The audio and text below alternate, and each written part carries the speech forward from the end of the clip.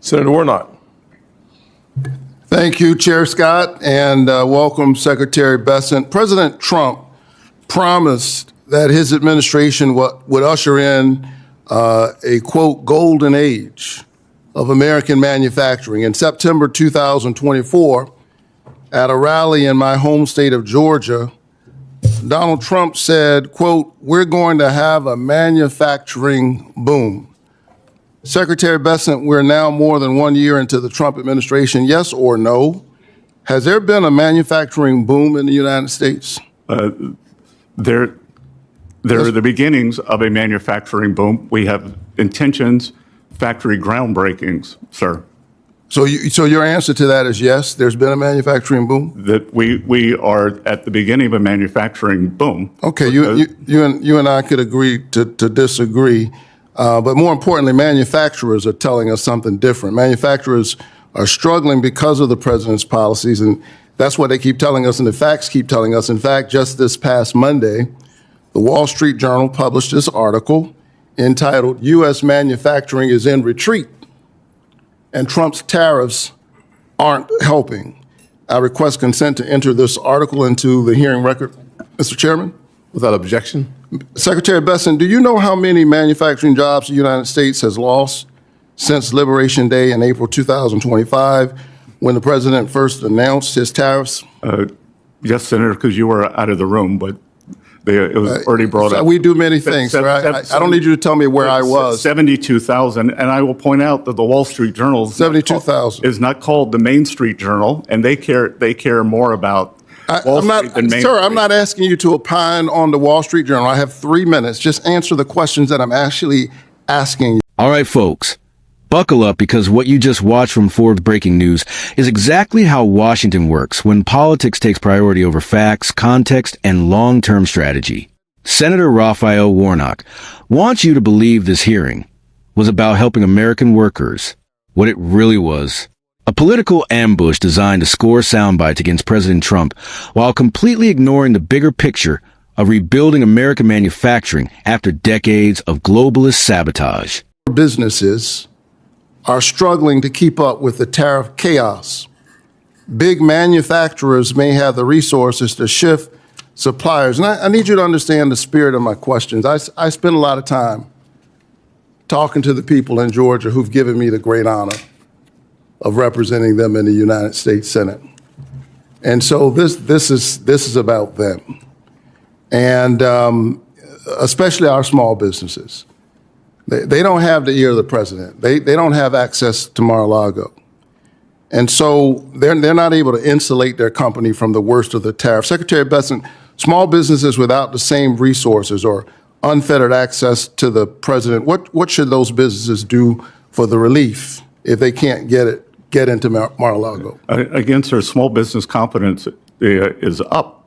And we are seeing that the One Big Beautiful Bill gives the full expensing for equipment, factories, and ag structures.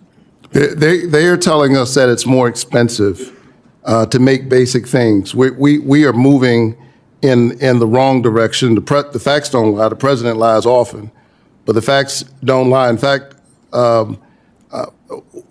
if you're saying we're at the beginning, basically your answer to those small businesses is wait a little while. Is that the answer? That a year from you ask about manufacturing. That's right. So I'm asking you, and I am saying I'm asking you about this manufacturing boom. Will we see something different a year from now? We are going to see it. I was just in my home state, Senator Scott's state, South Carolina, that we are seeing a boom there. And I believe Georgia has very good pro-business policies. I'm sure you will see a boom there also.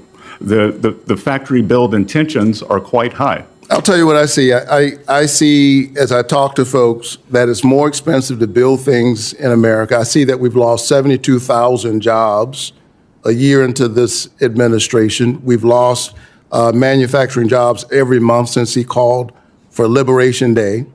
And meanwhile, folks who are working in these small businesses trying to make their lives work, they're seeing higher costs. They're seeing their costs go up for groceries. They're seeing their costs go up for electricity. They're seeing their costs go up for health care.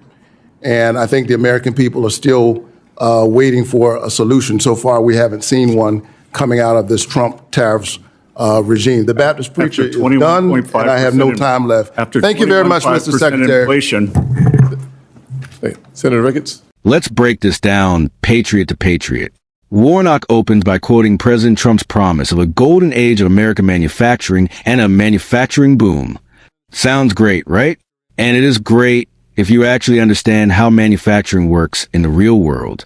Manufacturing doesn't flip on like a light switch. You don't undo 40 years of outsourcing to China, Mexico, and Southeast Asia in 12 months. What Trump did, and what Secretary Scott Bessent tried to explain, is lay the foundation.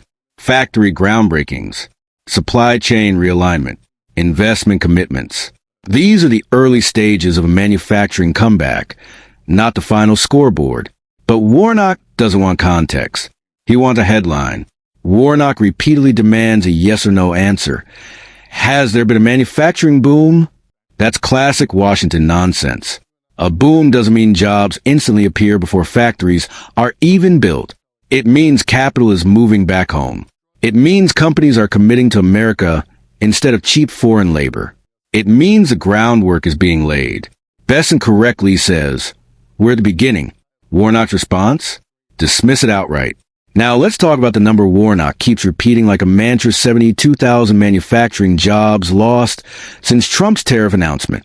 Here's what he doesn't explain to you. When tariffs are imposed, companies that relied on cheap foreign imports feel pain first. That's not a bug, that's the point. Tariffs are leverage. They force corporations to rethink offshoring and dependency on hostile foreign supply chains. Short-term disruption is inevitable. Long-term independence is the goal. The left only cares about the short-term pain because they don't believe in American resilience. Warnock frames tariffs as chaos. No outsourcing was chaos. Shipping American jobs overseas was chaos. Letting China hollow out our industrial base while Washington elites got rich was chaos. Tariffs are corrective action. They are a pressure campaign to bring manufacturing home, protect national security, and stop America from being economically blackmailed by foreign powers.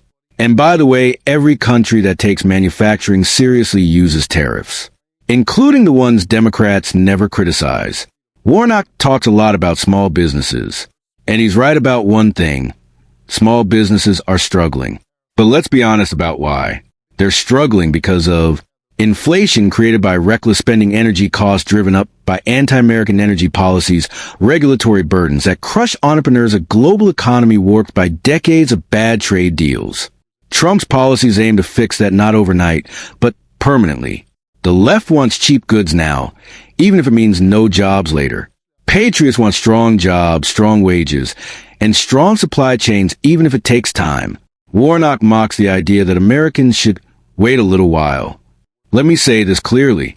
Rebuilding America is worth waiting for. We waited while factories closed.